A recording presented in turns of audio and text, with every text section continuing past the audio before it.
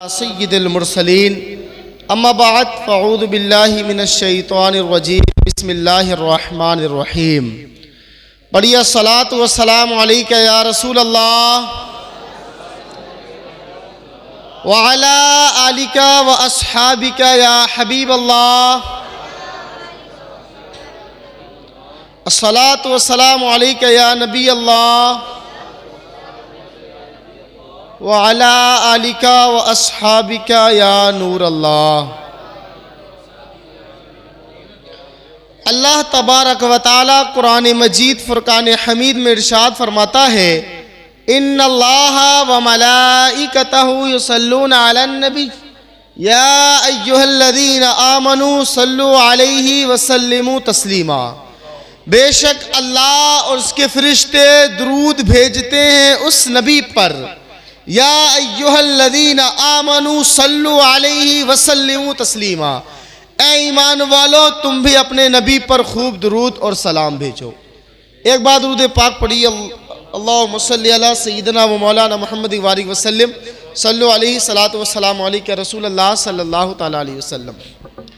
پیارے اسلامی بھائیو، یہ جو رات ہے اس رات کو کہتے ہیں شب براءت۔ شب مانے رات، براءت مانے نجات، راحت، کامیابی پانا، یہ بھی کہہ سکتے ہیں۔ براءت کہتے ہیں خلاصی پانا، نجات پر۔ تو شب براءت نجات پانے کی رات، خلاصی پانے کی رات، تو نجات پانے کی یہ رات ہے۔ تو یقیناً سب سے بڑی بندے کی نجات یہ ہے کہ بندہ اللہ تعالیٰ کی بارگاہ میں گناہوں سے توبہ کرے اور اللہ تعالیٰ اس کو بخش دے، اللہ اس کو بخش دے۔ ایک بندہ مومن کے لیے، ایک مسلمان کے لیے سب سے بڑی نجات یہ ہے کہ اس کے گناہوں کی بخشش ہو جائے، اللہ تعالیٰ اس کی خطاؤں سے درگزر کر دے اور اس کی توبہ اللہ کی بارگاہ میں قبول ہو جائے۔ پیارے اسلامی بھائیوں، کیونکہ یہ ایسے ہی شب ہے جس کے اندر ہمیں چاہیے کہ ہم رب کی بارگاہ میں دعائیں کریں، استغفار کریں، توبہ کریں۔ اور دیکھو، دعا کا معاملہ صرف الفاظ سے معنی نہیں رکھتا، الفاظ سے صرف تعلق نہیں رکھتا۔ دعا کا معاملہ، اس کا معاملہ دل سے کنیکٹ ہے۔ کہاں سے؟ دل سے۔ دعا لوگ کہتے ہیں دعا قبول نہیں ہوتی، دعا قبول کیسے ہوگی، یہ بھی پوچھتے بھی ہیں۔ تو دعا کا معاملہ کہاں سے ہے؟ دل سے ہے۔ جتنی اللہ تعالیٰ کی محبت ہوگی، جتنا اللہ تعالیٰ سے لگاؤ ہوگا، اتنا ہی ہماری دعا قبول ہوگی۔ جب ہمارے دل کی کیفیت یہ ہوگی جو قرآن نے کہا کہ اشد حبا للہ، سب سے زیادہ اللہ ہی سے محبت کرو، اور جب ہمارے دل کی کیفیت یہ ہوگی جس کو قرآن نے کہا وتوتل الیہ تبتیلا، کہ سب سے ٹوٹ کر، سب سے جدا ہو کر اللہ ہی کے ہو جاؤ، جب ہمارے دل کی کیفیت یہ ہوگی کہ کائنات کو، دنیا کی چیزوں کو چھوڑ کر ہمارے دل میں صرف اللہ ہی کی محبت ہوگی، اور سب سے زیادہ جب ہم اللہ ہی سے محبت کریں گے اور اس کا خوف ہوگا، تب ہم اللہ تعالیٰ کی بارگاہ میں جا کر سچے دل سے دعا مانگ پائیں گے۔ ورنہ الفاظ کا رٹا لگانا کوئی کمال نہیں ہے۔ الفاظ سے رٹا لگانا، مولا یہ دے دے وہ دے دے، دل کے اندر کچھ نہیں ہے۔ دل کے اندر چل رہا ہے رات کو یہ کھانا ہے، دل کے اندر چل رہا ہے شام کو یہ کرنا ہے، دل کے اندر چل رہا ہے صبح کو یہ کرنا ہے۔ دل سے کچھ ہے ہی نہیں، صرف زبان سے رٹا لگائے ہوئے ہیں۔ ارے بہت مشہور جملہ ہے کہ دل سے جو آہ نکلتی ہے اثر رکھتی ہے، پر نہیں طاقت پرواز مگر رکھتی ہے۔ تو اگر دل سے آہیں نکلیں گی، دل سے توبہ کریں گے، دل سے اللہ تعالیٰ کی بارگاہ میں آئیں گے، تو یقیناً ہماری توبہ قبول ہوگی، یقیناً ہماری پریشانیاں دور ہوں گی، یقیناً ہمیں گناہوں سے نجات ملے گی۔ اور پیارے اسلامی بھائیوں، اس دنیا میں ہم آنے کو تو آ گئے، لیکن یاد رکھنا یہ دنیا دارالعمل ہے، دارالعمل ہے۔ قرآن کہتا ہے وما خلقت الجن والانس الا لیعبدون، جن و انسان کو ہم نے صرف اپنی عبادت کے لیے پیدا کیا ہے۔ یہ دنیا دارالعمل ہے اور اس دنیا کو چھوڑ کر جانا ہے۔ اور آج جس غفلت کی زندگی کو ہم گزار رہے ہیں، ہمیں کوئی خبر ہی نہیں ہے، کوئی پرواہ ہی نہیں ہے کہ کس ڈگر یہ زندگی چل پڑی ہے۔ ایک واقعہ میر اہل سنت کی جو مدنی مذاکرہ ہوتا ہے اس کا لکھت میں ایک رسالہ ہے، جوانی کیسے گزارے۔ اس کے اندر ایک واقعہ قبلہ شیخ طریقت امیر اہل سنت کے گویا کہ معنی ملفوظات میں سے ہے کہ آپ نے بیان فرمایا کہ ایک بوڑھا شخص تھا، وہ لاٹھی کے سہارے چل رہا تھا. کیسے چل رہا تھا؟ بولیے کیسے چل رہا تھا؟ ٹائم کافی ہو چکا، سوئیے مت. لاٹھی کے سہارے چل رہا تھا. اب ایک نوجوان نے کچھ نوجوان کھڑے تھے، ایک نوجوان نے دیکھا کہ یہ لاٹھی کے سہارے چل رہا ہے. نوجوانوں کو مستی سوجی. ایک نوجوان نے کہا بڑے میاں کیا تلاش کر رہے ہو؟ بات اگرچہ غصہ دلانے والی تھی. ایک تو بیچارہ بڑھاپے کی وجہ سے ٹک ٹک کے چل رہا ہے، اور اوپر سے کہہ رہے ہو بڑے میاں کیا تلاش کر رہے ہو. لیکن وہ بوڑھا بھی کمال کا تھا. اس نے کہا بیٹا جوانی تلاش کر رہا ہوں، بیٹا جوانی تلاش کر رہا ہوں. اس نے کہا ابا، اس نے سنا وہ تو پانی پانی ہو گیا شرم سے. اس نے کہا ابا کیا جوانی تلاش کی جا سکتی ہے؟ کیا کبھی کسی کو جوانی واپس ملی ہے؟ اس نے کہا بیٹا یہی تو افسوس ہے، جب جوانی کی نعمت میرے پاس تھی تو میں نے اس کی قدر نہ کی، میں نے عبادت نہ کی، میں نے ریاست نہ کی، میں نے نمازیں نہ پڑھی، میں تو گناہوں میں لگا رہا. لیکن آج جب جوانی کی نعمت میرے پاس سے چلی گئی تو آج میں نیکی کرنا چاہتا ہوں لیکن نہیں کر پاتا. بیٹا ابھی جوانی کی نعمت تمہارے پاس ہے، تم گناہوں سے توبہ کرو، نیکیوں کی طرف آ جاؤ. اس نوجوان نے توبہ کی اور نیکیوں کی طرف آ گیا. پیارے اسلامی بھائیوں، یہ خطاب اور یہ حال ہمارا بھی ہے. آج یہ جوانی کی نعمت اللہ کے فضل سے ہمارے پاس ہے. اب ذرا ہم اب اس جوانی کی نعمت کا ذرا جائزہ لیں. اور یاد رکھنا قرآن کہتا ہے ثم لتسألن یومئذ عن النعیم، قیامت کے دن تم سے ہم ہر نعمت کے بارے میں سوال کریں گے. یہ جوانی بھی اللہ کی نعمت ہے، اس جوانی کے بارے میں بھی سوال ہوگا. یہ جوانی تم نے کیسے گزاری؟ گناہوں میں بسر کی یا نیکیوں میں بسر کی؟ پیارے اسلامی بھائیو، یاد رکھنا اللہ کے رسول صلی اللہ علیہ وسلم کے فرمان کا خلاصہ ہے کہ انا حبیب اللہ، میں اللہ کا حبیب ہوں. اور ہر وہ نوجوان اللہ کا حبیب ہے جو جوانی میں توبہ کر لے، جو جوانی میں توبہ کر لے. اور پیارے اسلامی بھائیو، لیکن آج ہمارا حال کیا ہے؟ ہم تو غفلت کی زندگی گزارے چلے ہیں، ہمیں کوئی آخرت کی پرواہ نہیں ہے. اور حقیقت میں ہمارا حال کیا ہے پتہ ہے؟ ایک واقعہ بیان کیا جاتا ہے، یہ صرف سمجھانے کے لیے بتا رہا ہوں، کوئی سند نہ مانگے. کہ ایک شخص تھا، اس نے خواب میں دیکھا کہ وہ جنگل میں ہے. کہاں ہے؟ جنگل میں ہے. اس نے اپنے پیچھے آہٹ محسوس کی، آواز محسوس کی. پیچھے مڑ کر دیکھا تو ایک شیر دوڑا چلا آ رہا تھا. کیا چلا آ رہا تھا؟ شیر. اسے فکر ہوئی اگر یہ شیر مجھ تک آ گیا مجھے چیڑ پھاڑ کر رکھ دے گا. اور تو اس ڈر سے وہ دوڑنے لگا. شیر پیچھے پیچھے، وہ آگے آگے، شیر پیچھے پیچھے، وہ آگے آگے، شیر پیچھے پیچھے، وہ آگے آگے. اتنے کیا ہوتا، سامنے ایک کھائی آ جاتی، ایک گڑھا آ جاتا، ایک گڈھا آ جاتا. اس گڈھے کے اندر ایک سانپ منہ پھیلائے بیٹھا ہے. اب اسے فکر ہوتی ہے رکتا ہوں تو شیر پھاڑ دے گا، آگے جاتا ہوں تو سانپ مجھے نگل جائے گا. اب اتنے میں ایک پیڑ اسے نظر آتا ہے. پیڑ پر چڑھتا ایک ٹہنی پر لٹک جاتا ہے. جس ٹہنی پر لٹکا اس کی جڑ پر اس کی نظر پڑتی ہے. دیکھتا ہے 2 چوہے آ گئے، سفید اور کالے. وہ اس ٹہنی کو کاٹ رہے ہیں، اس ٹہنی کو کاٹ رہے ہیں. اب اسے فکر تو ہوئی کہ یار شیر مجھے پھاڑ سکتا ہے، سانپ مجھے نگل سکتا ہے، میں نیچے گر سکتا ہوں. لیکن اتنے میں کیا ہوا، اوپر کی ٹہنی پر شہد کا چھتا لگا ہوا تھا. وہ شہد گر رہا تھا، اس کے منہ میں گرا اور وہ شہد کھانے میں ایسا مست ہوا، ایسا مست ہوا، ان دونوں چوہوں کو بھول گیا، شیر کو بھول گیا اور گھڑے کو بھول گیا، سانپ کو بھول گیا. بتاؤ ایسے شخص کو کیا کہو گے یار؟ عقل مند کہو گے یا کچھ اور کہو گے؟ کیا کہو گے؟ عقل مند ہے یا کچھ اور ہے؟ بولو نا، عقل مند ہے یا کچھ اور ہے؟ بے وقوفی کہو گے نا.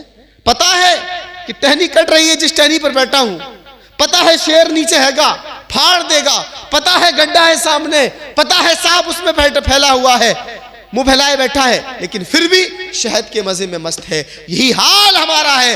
آج اس خواب کا مطلب سنیے. اس کا مطلب یہ ہے وہ جو شخص ہے نا جنگل، وہ کوئی اور نہیں ہے، وہ ہم ہے. اور جو ہمارے پیچھے شیر ہے وہ کوئی اور نہیں ہے، وہ ہماری موت ہے جو ہر جم ہمارے پیچھے لگی ہوئی ہے. اور جو سامنے گڑا ہے وہ کچھ اور نہیں ہے، وہ ہماری اندھیری قبر ہے. اور جو اس میں سانپ منہ پھیلائے بیٹھا ہے وہ کچھ اور نہیں، وہ گناہ کرنے کے سبب، فلمیں ڈرامے دیکھنے کے سبب، جس کے بارے میں علماء فرماتے ہیں کہ جو اپنی آنکھوں کو حرام سے پر کرے گا اس کی آنکھوں میں آنکھ کی سلائیاں پھیری جائیں گی. وہ کانوں سے حرام سننے کے سبب، جس کے بارے میں علماء فرماتے ہیں جو اپنے کانوں کو حرام سے پر کرے گا اس کے کانوں میں پگھلا ہوا شیشہ انڈیلا جائے گا. یہ اس ماں باپ کو ستانے کے سبب سانپ اور بچھو ہیں جن کے بارے میں نبی نے کہا ہے ہما جنتو کا و نارو کا، تمہارے ماں باپ تمہاری جنت و دوزخ ہے. یہ اس باپ کو گالی دینے کی وجہ سے سانپ اور بچھو ہیں جن کے بارے میں اللہ کے رسول نے کہا ہے رضا الرب فی رضا الوالد و سخط الرب فی سخط الوالد. باپ کی رضا میں اللہ کی رضا ہے، باپ کی ناراضگی میں اللہ کی ناراضگی ہے۔ یہ انہی ماں باپ کو ستانے کے سبب اور انہی سے کہنے کے سبب کہ تمہیں سمجھ نہیں آتا،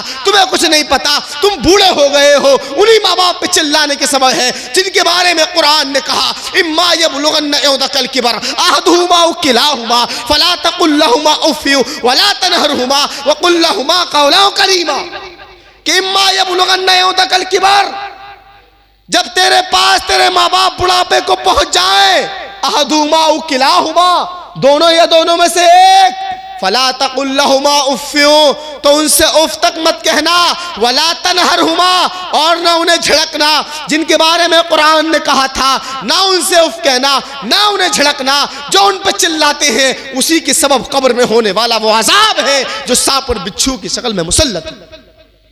اور علماء فرماتے ہیں جہنم میں بچھو گدھوں کے مانند اور سانپ بختی اونٹوں کی گردنوں کے مانند ہوں گے۔ اور یاد رکھنا، خدا کی قسم، خدا کا عذاب بہت سخت ہے۔ جہنمی کو جہنم کے اندر تھور نامی چیز کھانے کو دی جائے گی، جب وہ کھائے گا تو حلق میں ٹک جائے گی، اور جب حلق میں ٹک جائے گی نیچے اتارنے کے لیے پانی مانگے گا تو قرآن کہتا ہے ماں کا لفظ، پھر حمیم کا لفظ قرآن نے کہا ہے، تل چھٹ مارتا ہوا پانی اس کو دیا جائے گا۔ تل چھٹ مارتا ہوا جانتے ہیں جب تیل کھولایا جاتا ہے، تیل ابال مارتا ہے تو وہ چٹاکے لینے لگتا ہے، ایسا کھولتا ہوا پانی اس شخص کو دیا جائے گا، اور اتنا سخت گرم ہوگا جب چہرے کے قریب لائے گا تو چہرے کی ساری کھال ادڑ کر اس پانی میں گر جائے گی، اور جب اس کو پیے گا تو اتھڑییں سب استنجے کی راہ نکل جائے گی۔ اور علماء فرماتے ہیں وہی پانی جب اس کے سر سے ڈالا جائے گا تو چربی پگھل کر نیچے کو نکل جائے گی۔ خدا کی قسم، خدا کا عذاب بہت سخت ہے۔ بعض روایتوں میں ہے کہ سانپ اور بچھو جب جہنم میں ڈسیں گے نا تو اس کا اثر 70,000 سال تک باقی رہے گا۔ خدا کی قسم، خدا کا عذاب بہت سخت ہے۔ اور جہنم میں سردی کا عذاب بھی ہے کہ جب بندے کو برف کی وادی میں، سردی کی وادی میں ڈالا جائے گا تو اتنی سردی ہوگی کہ اس کے جسم کے ٹکڑے ٹکڑے ہو جائیں گے۔ خدا کی قسم، خدا کا عذاب بہت سخت ہے۔ کسی کے سر کو کچلا جائے گا، وہ سر کچلنے کے بعد پھر واپس صحیح ہو جائے گا۔ ایسا نہیں ہونا کہ ایک بار عذاب ہوا واپس سے صحیح ہو گئے، واپس سے مر گئے، ایسا نہیں ہوگا۔ اب عذاب ہوگا، مرو گے پھر جیو گے، تکلیف میں پڑو گے پھر صحیح ہوگے، تکلیف میں پڑو گے پھر صحیح ہوگے۔ اور یہ بھی مت سوچنا کہ ہمارا چھوٹا سا جسم ہے جو چھوٹی سی تکلیف ہوگی، ایسا نہیں ہوگا۔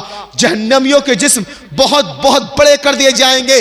مشکات کی روایت کا خلاصہ ہے، یا تو دانت کے بارے میں ہے، دانتوں کے بارے میں، یا ان شانوں کے بارے میں ہے، یہ احد پہاڑ کے برابر ہوں گے، احد پہاڑ کے برابر ہوں گے، اتنے بڑی جہنمی کی شکل کر دی جائے گی۔ اور خدا کی قسم، جہنمیوں کا پیپ پلایا جائے گا، خون پلایا جائے گا، اور اتنا روئیں گے جہنمی، پہلے آنسو روئیں گے، پھر خون روئیں گے، پھر پیپ روئیں گے۔ خدا کی قسم پیارے اسلامی بھائیوں، خدا کا عذاب بہت سخت ہے، اور اللہ کی قسم ہم اللہ کے عذاب کو ایک لمحہ کے لیے بھی برداشت نہیں کر سکتے، ایک لمحہ کے کروڑوں حصے کے لیے بھی برداشت نہیں کر سکتے۔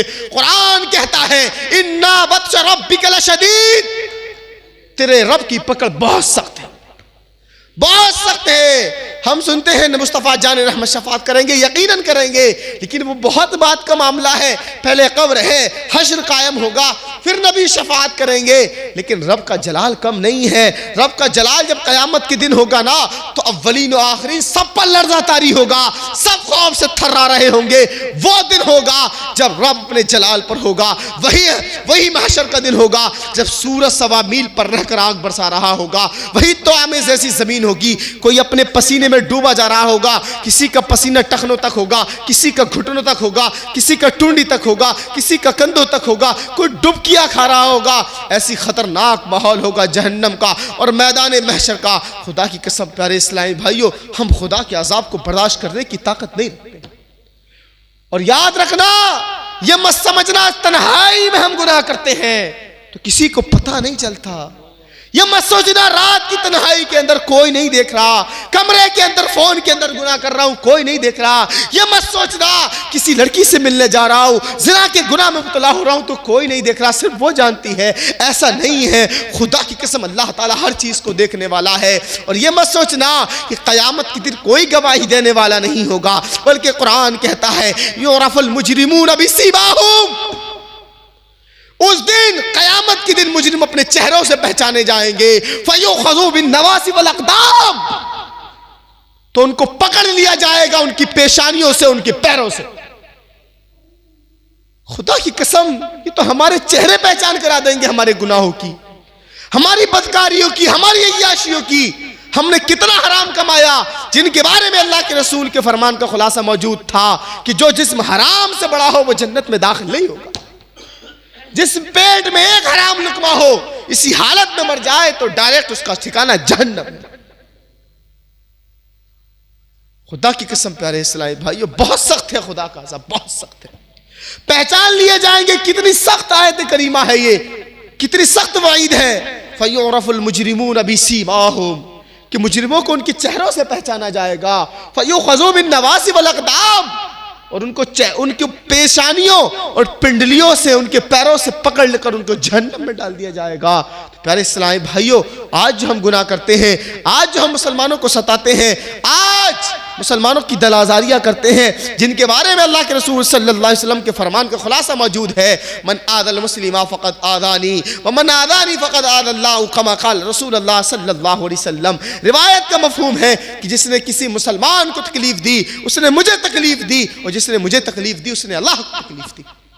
نبی علیہ الصلوۃ والسلام نے فرمایا تھا کعبہ تجھ سے بڑھ کر ایک مسلمان کی عزت ہے، لیکن آج ہمارا حال کیا ہے؟ ہم تو مسلمانوں کی عزتوں کو اچھالنے میں لگے ہیں، ان کی عزتوں کو نیلام کرنے میں لگے ہیں۔ ہمیں کسی کا ایک عیب تو پتہ چل جائے، ایک گناہ تو پتہ چل جائے، اس کا ہم تماشا بنا کر رکھ دیں گے۔ ہو سکتا ہے میرے بھائی اس نے اللہ کی بارگاہ میں توبہ کر لی ہو، اس کے گناہ معاف ہو گئے ہوں، لیکن ہم غیبتیں کر کر، ہم برائیاں کر کر اپنے نامہ اعمال کو برباد کر رہے ہوں، ہم اپنی نیکیوں کو تباہ کر رہے ہوں۔ پیارے اسلامی بھائیوں یہ دنیا کی زندگی کچھ نہیں ہے، وَمَا الْحَيَاةُ الدُّنْيَا إِلَّا لَعِبٌ وَلَهْوٌ، قرآن کہتا ہے کہ دنیا کی زندگی صرف کھیل اور تماشا ہے۔ کیا ہے؟ کھیل اور تماشا ہے۔ اور ہمارا حال کیا ہے اس دنیا کے اندر؟ قرآن کہتا ہے أَلْهَاكُمُ التَّكَاثُرُ، تمہیں مال کی زیادہ طلبی نے تمہیں دنیاوی زندگی نے دھوکے میں ڈالے رکھا۔ کہاں ڈالے رکھا؟ دھوکے میں ڈالے رکھا۔ کب تک؟ حتی زرتم المقابر، یہاں تک کہ تم نے قبروں کے منہ دیکھ لیے۔ آج کیا ہوتا ہے؟ مال کی زیادہ طلبی، ہائے مال ہائے مال ہائے مال، یہ مل جائے وہ مل جائے، یہ ہو جائے وہ ہو جائے۔ اللہ کے رسول صلی اللہ علیہ وسلم کے فرمان کا خلاصہ ہے کہ اگر بندے کے پاس سونے کی 2 وادیاں ہوں پھر بھی وہ تیسری وادی کی تمنا کرے گا، اور انسان کا پیٹ تو صرف، یا ایک روایت میں پیٹ ایک میں منہ ہے، انسان کا پیٹ یا مٹی تو صرف منہ ہی بھر سکتی، وہ مٹی ہی بھر سکتی ہے۔ پیارے اسلامی بھائیوں تو قرآن کیا کہتا ہے؟ الہاکم التکاثر، تمہیں دنیا کی زندگی نے، تمہیں مال کی زیادہ طلبی نے دھوکے میں ڈالے رکھا۔ کہاں تک؟ حتی زرتم المقابر، یہاں تک کہ تم نے قبروں کے منہ دیکھ لیے۔ دیکھو نا بوڑھے بھی ہو جاتے ہیں، بستر مرگ پر پڑے ہوتے ہیں، پھر بھی دنیاوی مال کی فکر ہو رہی ہوتی ہے، آخرت کی فکر نہیں ہوتی، توبہ کی توفیق نہیں ملتی، نمازوں کی توفیق نہیں ملتی۔ ہائے دنیا ہائے دنیا ہائے دنیا۔ وہ فکر، یا اگر بچوں زیادہ سے زیادہ فکر کیا ہوتی ہے؟ میرے بعد میرے بچوں کا کیا ہوگا، ان کو کیسے پیسہ بٹے گا، ان کا یہ ہوگا، دنیا میں ہائے دنیا ہائے دنیا۔ تو وہی ہے الہاکم التکاثر حتی زرتم المقابر، تمہیں دنیا کی زندگی نے دھوکے میں ڈالے رکھا، یہاں تک کہ تم نے قبروں کے منہ دیکھ لیے۔ وَكَلَّا سَوْفَ تَعْلَمُونَ ثُمَّ كَلَّا سَوْفَ تَعْلَمُونَ، ہاں جان لوگے ان قریب جو تم کرتے ہو، ہاں جان لوگے ان قریب جو تم کرتے ہو۔ وہی پڑھ رہے تھے نا، وَمَن يَعْمَلْ مِثْقَالَ ذَرَّةٍ خَيْرًا يَرَهُ وَمَن يَعْمَلْ مِثْقَالَ ذَرَّةٍ شَرًّا يَرَهُ، جو ذرہ برابر نیکی کرے گا وہ بھی قیامت میں دیکھے گا، اور ذرہ برابر برائی کرے گا وہ بھی قیامت میں دیکھے گا۔ اسی کے آگے الحاکم التکاثر کے اندر ہی ہے ثم لتسألن یومئذ عن النعیم، اس دن قیامت کے دن ہم تم سے ہر نعمت کے بارے میں سوال کریں گے، ہر نعمت کے بارے میں پوچھیں گے۔ تو پوچھا جائے گا یہ آنکھ نعمت تھی، تم نے اس کا کیا استعمال کیا؟ اس سے حرام کام دیکھے یا اللہ اس کے رسول کی کتابوں کو دیکھا یا اس کے ذکر کی محفلوں میں شرکت کی، آنکھوں کو ان علماء کی زیارت کی یا کتاب اللہ کو دیکھا، ان کانوں سے کیا سنا، اس زبان سے کیا بولا، ان پیروں سے گناہوں کی طرف گئے یا نیکیوں کی طرف گئے، ان ہاتھوں سے کیا کیا، یہ مال یا اولاد تھا اس کا کیا کیا۔ قرآن کہتا ہے انما اموالکم واولادکم فتنہ، تمہارے مال تمہاری اولاد تمہارے لیے فتنہ ہے، یعنی آزمائش ہے۔ کیونکہ بندہ جو تباہی میں پڑتا ہے، جو دنیا سے پڑتا ہے، جو آخرت سے دور ہوتا ہے، ان میں سب سے بڑا سبب اولاد اور مال ہے، اولاد اور مال ہے۔ مال کی محبت میں کسی چیز کی پرواہ نہیں کرتا، اور اولاد کے لیے کمانے کے لیے حلال و حرام کی پرواہ نہیں کرتا، بس شریعت کے چاہیں حصول پامال ہو جائیں لیکن اولاد اور مال حاصل ہو جائے اور اولاد کو اچھے سے فراوانی مل جائے۔ اسی لیے قرآن نے کہا انما اموالکم اولادکم فتنہ، کہ بے شک تمہارے مال اور تمہاری اولاد تمہارے لیے فتنہ ہے، تمہارے لیے آزمائش ہے۔ اور پیارے اسلامی بھائیوں، خدا کی قسم یہ دنیا کچھ نہیں ہے، ختم ہو جانے والی ہے، ختم ہو جانے والی ہے، کچھ نہیں ہے، چند دن کی بہار ہے، کچھ نہیں ہے۔ وہ نے زندگی نام رکھ دیا ہے کس نے اس کا، موت کا انتظار ہے دنیا، کچھ نہیں ہے، ختم ہے۔ اگر آج میں 20 سال کا ہو گیا تو 20 سال کی زندگی کم ہو گئی ہے، 40 سال کا ہو گیا 40 سال زندگی کم ہو گئی ہے، 45 سال کا ہو گیا 45 سال زندگی کم ہو گئی ہے، ختم ہو رہی ہے زندگی، بڑھ نہیں رہی ہے، لیول کم ہو رہا ہے۔ اور وہ سانپ اور بچھو تو یہ تھے، اور جو اوپر ٹہنی تھی نا وہ ہماری زندگی ہے۔ کیا ہے؟ ہماری زندگی ہے۔ اور جو سفید اور کالے چوہے جو اس کو کاٹ رہے ہیں وہ دن اور رات ہے، دن آتا ہے چلا جاتا ہے، رات آتی ہے چلی جاتی ہے۔ اس سے یہ مت سمجھنا زندگی ہماری بڑھ رہی ہے، گھٹ رہی ہے۔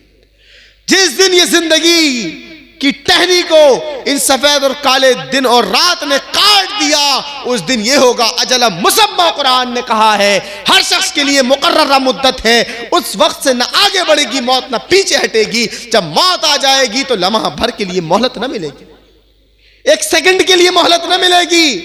اور وہ شہد کا چھتا پتہ ہے کیا ہے؟ کہ ہمیں پتا ہے موت آ رہی ہے، ہمیں پتا ہے قبر میں جانا ہے، ہمیں پتا ہے گناہ کیے، ہمیں پتا ہے اگر یہ سب کچھ کیا تو قبر میں عذاب ہوگا، ہمیں پتا ہے زندگی ختم ہو رہی ہے، پھر بھی پتا ہے وہ شہد کیا چکھ رہے ہیں، وہ ہے دنیا۔ ہم دنیا کی محبت میں، دنیا کی آرائشوں میں، دنیا کے مزے میں ایسے مست ہیں کہ ہم موت کو بھول چکے ہیں، ہم قبر کو بھول چکے ہیں، زندگی ختم ہو رہی ہے اس کو بھول چکے ہیں۔ پیارے اسلامی بھائیوں، یہ سمجھدار وہی ہے جو مرنے سے پہلے مرنے کی تیاری کر لے۔ خدا کی قسم یہ عذاب، خدا کا عذاب بہت سخت ہے۔ یہ دنیا ختم ہو جانے والی ہے، وَمَا الْحَيَاةُ الدُّنْيَا إِلَّا لَعِبٌ وَلَّهْوٌ ہے۔ اور پیارے اسلامی بھائیوں، گناہ آج ہمارے سامنے بھی قرآن پاک کی آیتیں پڑھی جاتی ہیں، ہمارے سامنے بھی قرآن پاک کے ذکر کیا جاتا ہے، ہمارے سامنے بھی اسلاف کے واقعات بتائے جاتے ہیں، لیکن ہم پر کوئی خاص اثر پڑتا نہیں۔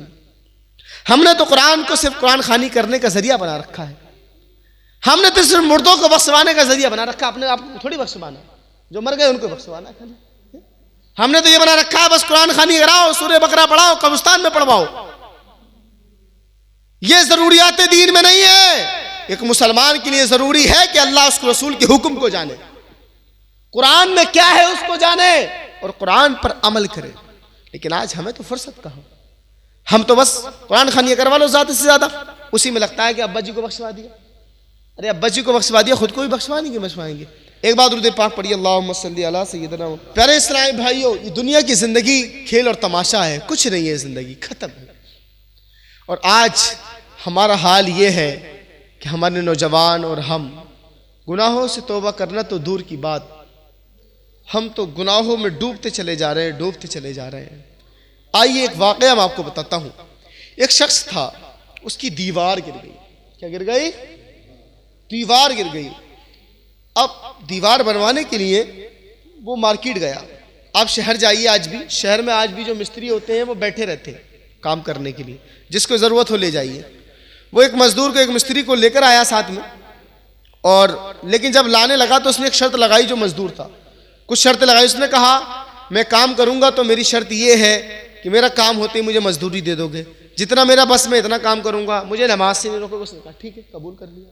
اب آگے سامان ومان رکھنے کے بعد وہ شخص جو مکان مالک تھا وہ چلا گیا۔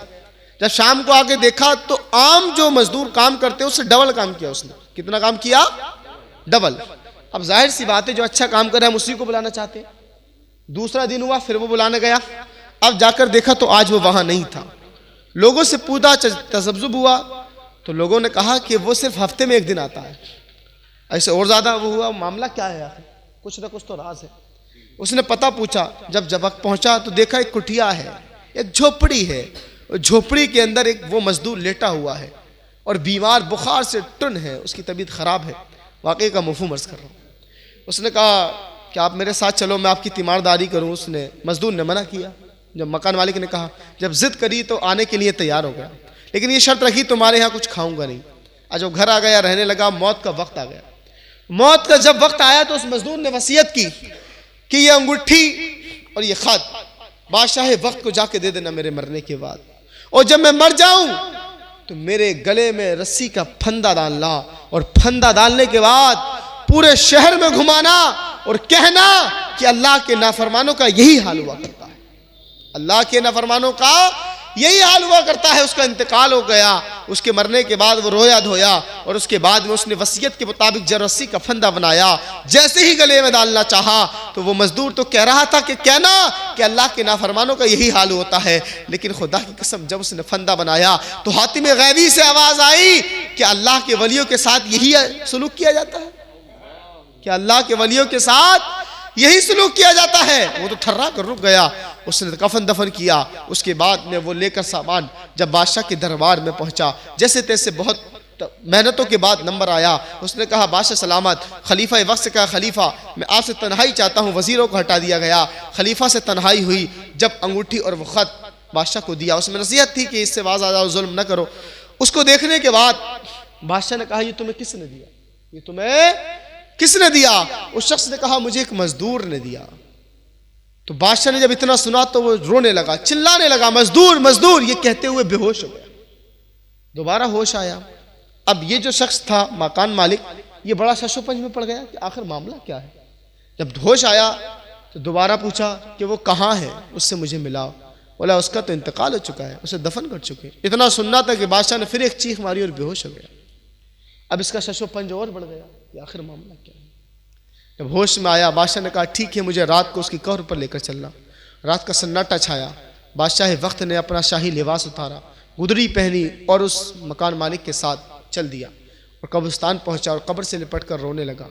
جب رو دھو کر نپٹا اور واپس آنے لگا تو اس نے پوچھا کہ حضور ایک مزدور کے لیے آپ اتنا کیوں رو رہے ہیں؟ تو اب ذرا بادشاہ کے الفاظ سننا. بادشاہ نے کہا یہ کوئی مزدور نہیں تھا, یہ میرا بیٹا تھا. یہ کیا تھا؟ میرا بیٹا تھا. اب ذرا سوچ کر دیکھیے, ایک بادشاہ وقت کا بیٹا مزدوری کر رہا تھا, ماجرا کیا تھا؟ تو اس بادشاہ نے بتایا, خلیفہ وقت نے بتایا کہ ایک دن میرا بیٹا رنگ و محفل میں مست تھا, گانے بجانے میں مست تھا, لڑکیوں کے درمیان مزے لے رہا تھا. اتنے میں محل کے گلیارے کے اندر ایک مدرسے کے مکتب کے بچے نے یہ آیت کریمہ پڑھ دی, الم یعن الذین آمنوا ان تخشع قلوبہم لذکر اللہ. کیا ایمان والوں پر وہ وقت نہیں آیا کہ ان کے دل اللہ کی یاد کے لیے جھک جائے؟ اتنا سننا تھا, یہ گریبان پھاڑتا ہوا اور یہ کہتا ہوا نکل آیا, مولا کیوں نہیں وہ وقت آ گیا, مولا کیوں نہیں وہ وقت آ گیا. وہ دن ہے اور آج کا دن ہے, آج تم نے اس کی موت کی خبر لا کے دی. یہ ہوتی ہے سچی توبہ کہ گناہوں کو تھوڑا تو ایسا چھوڑا کہ بادشاہ وقت کا بیٹا ہو کر مزدوری کر رہا تھا اور پھر وہ کیسا مقام ملا. لیکن آج یہ آیت کریمہ, یہ خطاب ہم سے بھی ہے. ایک بار آنکھیں بند کر کر اپنے دل پر ہاتھ رکھ کر اس آیت کو سنو اور خود سے پوچھو, خود سے یہ سوچ کر, کیونکہ جہاں قرآن کہتا ہے یا ایھا الذین آمنو, اے ایمان والو, تو وہاں خطاب ہم سے ہوتا, ڈائریکٹ ہم سے ہمارا رب کہہ رہا ہے. اب ذرا دل پہ ہاتھ رکھ کر آنکھ بند کر کے اس آیت کو دوبارہ سنو اور ذرا سوچو کہ ہم پر کیا اثر ہو رہا ہے, ہمارا رب ہم سے کیا کہہ رہا ہے. اللہ کہتا ہے الم یعن الذین آمنوا ان تخشع قلوبہم لذکر اللہ. کیا ایمان والوں پر وہ وقت نہیں آیا کہ ان کے دل اللہ کی یاد کے لیے جھک جائیں؟ یہ خطاب ہم سے ہے, ہمارا رب ہم سے مطالبہ کر رہا ہے کہ اے لوگو, اے ایمان والو, تم پر وہ وقت نہیں آیا کہ تمہارے دل اللہ کی یاد کے لیے جھک جائیں؟ تم گناہوں سے توبہ کر کے آ جاؤ, تم میری راہ کی طرف آ جاؤ, قرآن کہتا ہے یا ایھا الذین آمنوا اتقوا اللہ حق تقاتہ، اے ایمان والو اللہ سے ڈرو جیسا اس سے ڈرنے کا حق ہے۔ کیا ہمارا یہ دل نہیں کہتا ہمیں ہمارے رب کی طرف پلٹنا چاہیے، ہمیں ہمارے رب کی طرف آنا چاہیے؟ خدا کی قسم پیارے اسلامی بھائیوں، اگر یہی غفلت کی زندگی اسی طریقے سے ہم نے گزار دی، گناہوں میں زندگی گزار دی، گناہ کرتے چلے گئے اور آخرت تباہ ہو گئی، تو خدا کی قسم جہنم ٹھکانہ بن جائے گا۔ اور سیدی و مرشدی اعلیٰ حضرت رحمت اللہ تعالیٰ علیہ فرماتے ہیں، جس کو ایمان، علماء فرماتے ہیں کہ جس کو ایمان چھننے کا خوف نہ ہو اس کا ایمان چھن جانے کا خوف ہے، اور گناہوں کے سبب ایمان چھن جاتا ہے۔ اگر خدا نہ کرے خدا نہ کرے خدا نہ کرے خدا نہ کرے اگر ایمان چھل گیا اور ایمان پر خاتمہ نہ ہوا تو کیا ہوگا پتہ ہے؟ کافر کو آگ کے صندوق میں بند کر اس میں آگ لگا کر آگ کے تالے سے بند کر دیا جائے گا، اس صندوق کو دوسرے آگ کے صندوق میں رکھا جائے گا، اس میں آگ لگائی جائے گی، اس میں آگ کا تالا لگا دیا جائے گا، پھر تیسرے صندوق میں اس کو رکھا جائے گا آگ کے، اس میں آگ لگا دی جائے گی، پھر اس میں آگ کا تالا لگا کر جہنم کی تہہ میں پھینک دیا جائے گا۔ پھر ہر کافر یہ سمجھے گا کہ میرے علاوہ جہنم میں کوئی نہیں ہے، اور یہ عذاب در عذاب ہوگا۔ تو خدا کی قسم پیارے اسلامی بھائیوں، اگر گناہ کرنے کے سبب، ماں باپ کو ستانے کے سبب، رب کی نافرمانیاں کرنے کے سبب اگر ایمان برباد ہو گیا تو تباہ ہو جائیں گے۔ کیے جس کے گناہ وہ خبردار ہے کیا ہونا ہے۔ خدا کی قسم پیارے اسلامی بھائیوں، رب ہمیں ہر گھڑی دیکھ رہا ہے، یہ تو سب جانتے ہیں نا، ان اللہ علی کل شیء قدیر، وہ ہر چیز پر قادر ہے، انہ هو السمیع البصیر، وہ دیکھنے والا ہے، سننے والا ہے، ہماری ہر چیز سے واقف ہے۔ اگر ہمارے ذہن میں کانسیپٹ بن جائے نا کہ ہمارا رب ہم کو دیکھ رہا ہے، ہمارا رب ہم کو دیکھ رہا ہے، تو گناہوں سے خلاصی مل جائے گی، گناہوں سے نجات مل جائے گی۔ لیکن آج ہائے رے غفلت، نفس ہمارا اتنا حاوی ہو گیا ہے کہ ہمیں فرصت نہیں ملتی کہ نا میرا نفس میرا ہے دشمن الہی، گناہوں پہ یہ مجھ کو پل پل ابارے، میرا زور شیطان پہ چلتا کہاں ہے، خدایا یہ مسلسل یہ بندہ ہی ہارے۔ یہ آج ہمارا حال ہے۔ لیکن پیارے اسلامی بھائیوں، جو رب کے حضور کھڑے ہونے سے ڈرتا ہے، جو اللہ سے کما حق ہو ڈرتا ہے، اس کے بارے میں قرآن کہتا ہے وَلِمَنْ خَافَ مَقَامَ رَبِّهِ جَنَّتَانِ، جو اپنے رب کے حضور کھڑے ہونے سے ڈرے اس کے لیے دو جنتیں ہیں، اس کے لیے دو جنتیں ہیں۔ پیارے اسلامی بھائیوں، یہ زندگی، یہ دنیا ہم نے گناہوں میں گزار دی، فضول خرچیوں میں گزار دی۔ آج ہمارے ہاں اسراف کا رواج ہے۔ قرآن نے کہا کلوا واشربوا ولا تسرفوا، کھاؤ پیو، اسراف نہ کرو، فضول خرچی نہ کرو۔ آج ہمارے ہاں کھانے ہوتے ہیں تو کتنا کھانا برباد ہوتا ہے ہمارے ہاں، نہ جانے۔ اور ایک چیز بتاؤں، ہمارے ہاں لوگ رونا روتے ہیں کہ یار یہ نہیں ہے وہ نہیں ہے۔ میں یہ سمجھتا ہوں 95% لوگوں کے ساتھ حال یہ ہے کہ ان کی ضرورتیں پوری ہوتی ہیں، خواہشیں پوری نہیں ہوتی۔ اصل میں ہمارا رونا ضرورت نہیں ہے، خواہش ہے۔ الہاکم التکاثر ہے، مال کی زیادہ طلبی نے تمہیں دھوکے میں ڈالے رکھا، وہی ہے مال کی زیادہ طلبی۔ ایک بات بتاؤ، ایک میں نارمل جرسی پہنوں یہ میری ضرورت ہے، میں اتنی مہنگی جیکٹ پہنوں یہ میری خواہش ہے، میں 50 روپے میٹر کا کپڑا پہن لوں یہ میری ضرورت ہے، میں 100 روپے میٹر کا کپڑا پہن رہا ہوں یہ میری خواہش ہے، میں 50 روپے کے چپل پہن کے زندگی گزار سکتا ہوں وہ میری ضرورت ہے، میں 250 روپے کے چپل پہن رہا ہوں وہ میری خواہش ہے، میں دال سے کھا سکتا ہوں یہ میری ضرورت ہے، میں مرغے سے کھا رہا ہوں یہ میری خواہش ہے۔ آج ہماری جو زندگی دوبر ہے وہ ضرورتوں کی وجہ سے نہیں ہے، وہ خواہشوں کی وجہ سے ہے، کیونکہ ہم نے خواہشوں سے اپنے اخراجات بڑھا لیے ہیں۔ پیارے اسلامی بھائیوں، یہ مال کی زیادہ طلبی آتی ہے فضول خرچی سے، اور دھوکے میں ہم پڑتے کیوں ہیں؟ جب ہمارے اخراجات بڑھ جاتے ہیں تو ہم سوچتے ہیں اب کسی بھی طریقے سے مال آئے، جب ہم فضول خرچے بڑھا لیتے ہیں تو سوچتے ہیں کیسے بھی مال آ جائے، اب تمیز نہیں کرتے ہم کہ حلال آ رہا ہے یا حرام آ رہا ہے۔ اور یہ ایسی چیز ہے جس سے ہماری توجہ بالکل ہٹ چکی ہے۔ تو پیارے اسلامی بھائیوں، یاد رکھنا، جو جسم حرام سے بڑا ہو وہ جنت میں داخل نہیں ہوگا۔ دوبارہ بتا رہا ہوں پیارے اسلامی بھائیوں، توبہ کی طرف آئیں، توبہ کی طرف آئیں۔ خدا کی قسم پیارے اسلامی بھائیوں، یہ زندگی ہم نے غفلت میں گزار دی، رب کی نافرمانیوں میں گزار دی، شب و روز گناہ کرتے ہوئے گزار دی، لیکن میرا رب بڑا کریم ہے، میرا رب بڑا رحیم ہے۔ نبی پاک صلی اللہ علیہ وسلم کے فرمان کا خلاصہ ہے التائب من الذنب کمن لا ذنب لہ، گناہوں سے توبہ کرنے والا ایسا ہے جیسے گناہ کیا ہی نہیں۔ امام شرف الدین نبوی رحمۃ اللہ تعالی علیہ الاربعین نوویہ میں ایک حدیث قدسی نقل کرتے ہیں کہ اللہ کے رسول صلی اللہ علیہ وسلم فرماتے ہیں، اللہ فرماتا ہے اے ابن آدم اگر تیرے گناہ زمین اور آسمان کو بھر دے پھر تو مجھ سے مغفرت طلب کرے گا تو میں تجھے زمین اور آسمان بھر مغفرت عطا کر دوں گا۔ تو ہم توبہ کرنے والے بنے تو صحیح، ہم آئے تو صحیح اس کی رب کی راہ کی طرف، اس کی رحمت تو ہماری طرف دوڑ کر آئے گی۔ ہم چل کر تو آئے، وہ تو ماں سے زیادہ محبت کرنے والا ہے۔ اگر بتاؤ یار ہم اپنی ماں کے قدموں میں گر کر رو کر معافی مانگے کیا ہمیں معاف نہ کرے گی وہ؟ میری ماں یقیناً، ہماری ماں یقیناً معاف کر دیں گی۔ تو جو رب 70 ماؤں سے زیادہ محبت کرنے والا ہے، اگر ہم سچے دل سے اس کی بارگاہ میں توبہ کریں گے، اس کی بارگاہ میں رجوع لائیں گے اور سچے دل سے آئندہ گناہ نہ کرنے کا عہد کریں گے تو یقیناً ہم رب کو معاف کرنے والا پائیں گے، کیونکہ قرآن نے خود کہا ہے کہ بے شک رب توبہ قبول کرنے والا اور معاف کرنے والا ہے۔ پیارے اسلامی بھائیوں اور جوانوں کے بارے ایک روایت میں نے ابھی بتائی تھی کہ اللہ کے رسول صلی اللہ علیہ وسلم کا فرمان کا خلاصہ کیا ہے کہ میں اللہ کا حبیب ہوں اور ہر وہ نوجوان اللہ کا حبیب ہے جو جوانی میں توبہ کر لے۔ تو پیارے اسلامی بھائیوں ہمیں چاہیے جو زندگی ہم نے گناہوں میں بسر کر دی اس سے توبہ کریں اور اس آیت کریمہ پہ عمل کریں کہ قرآن نے کہا یا ایھا الذین آمنوا اتقوا اللہ حق تقاتہ، اے ایمان والو اللہ سے ڈرو جیسا کہ اس سے ڈرنے کا حق ہے۔ اب حق کیا ہے؟ ایک بات بتاؤ، جو اللہ سے ڈرتا ہوگا کیا وہ شراب پیے گا؟ ہم کہتے ہیں اللہ سے ڈرتے ہیں، دعویٰ سب کا ہے، ذرا جائزہ لیں۔ جو اللہ سے ڈرے گا کہ فلمیں ڈرامے دیکھے گا؟ جو اللہ سے ڈرے گا گانے باجے سنے گا؟ جو اللہ سے ڈرے گا نماز چھوڑے گا؟ جو اللہ سے ڈرے گا زناکاری کرے گا؟ اللہ سے ڈرے گا تو ماں باپ کو ستائے گا؟ اللہ سے ڈرے گا تو غیبتیں کرے گا؟ اللہ سے کرے گا تو کسی کے مال دبائے گا؟ اللہ سے ڈرے گا تو حرام کمائے گا؟ نہیں کمائے گا نا۔ تو ہمارے دعوے تو ہیں، وہ تو نبی علیہ الصلوۃ والسلام کے متعلق ہے کہ ذکر محبت عام ہے لیکن سوز محبت عام نہیں، رونے والی آنکھیں مانگو رونا سب کا کام نہیں۔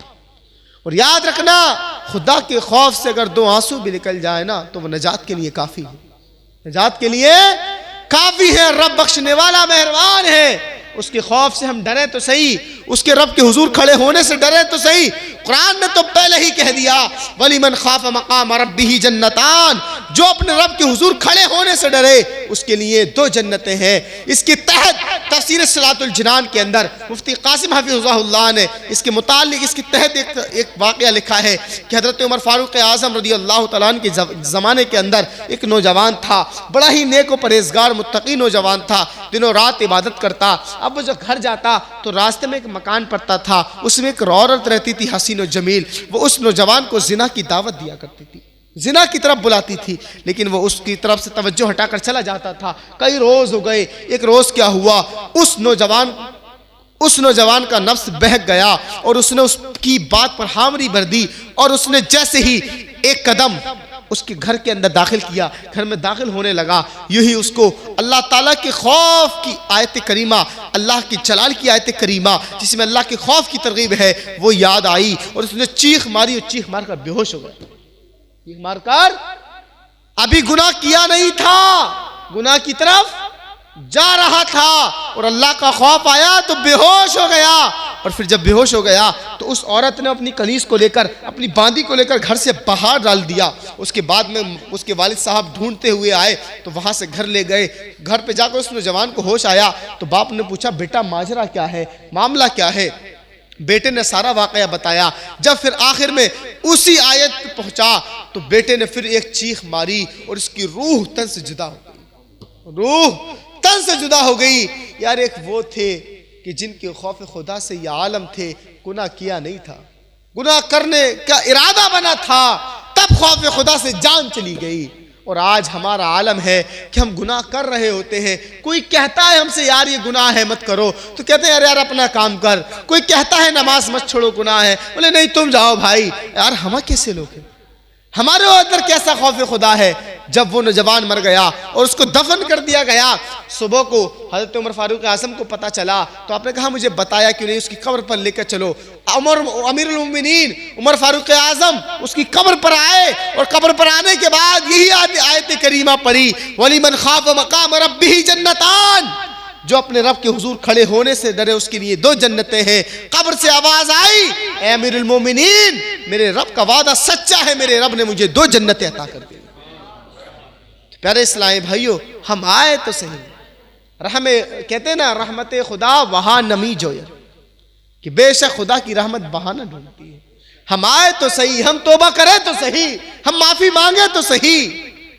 آج کی رات پیارے اسلامی بھائیو یہ شب برات ہے، یہ برات نجات پانے کی رات ہے، تو پیارے اسلامی بھائیو آج کی رات سچے دل سے، خلوص زبان سے نہ ہو، صرف آواز سے نہ ہو، بلکہ دل کے ساتھ پوری توجہ کے ساتھ جو زندگی میں گناہ کیے ہیں ان سے توبہ کر لیں اور آئندہ گناہ نہ کرنے کا پکا ارادہ کر لیں کہ انشاءاللہ آئندہ سے گناہ نہیں کریں گے، ماں باپ کو نہیں ستائیں گے، فلم ڈرامے نہیں دیکھیں گے، شریعت مطہرہ کی پابندی کریں گے، داڑھیوں کے چہروں پر سجائیں گے۔